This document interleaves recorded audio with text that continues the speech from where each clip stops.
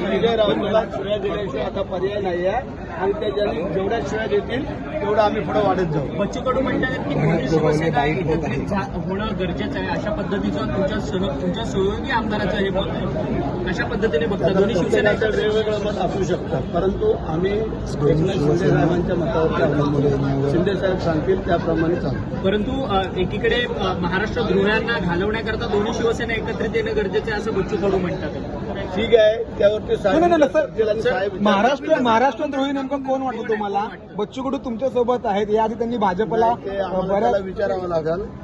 कारण काय आहे, माझं मत मी मांडू शकतो, त्याचा तो मांडू शकतो, परंतु आखरी निर्णय आमचे एकनाथ शिंदे साहेब घेणार आहेत. ते का असेल ते समन्वय समितीची बैठक कधी होणार आहे तुमच्या महायुतीची? कारण की सातत्यानं पालकमंत्रीपदाचा रायगडचा विषय जो आहे तो रखडत चाललेला आहे. आज अनिकेत तटकरे आमदारकीची शपथ घेतात तरी तुमच्या पदरात अजून पालकमंत्रीपद नाही. होईल, आता होईल, काळजी करू नको. आज त्याला शपथ घेऊ दे, मग आमचे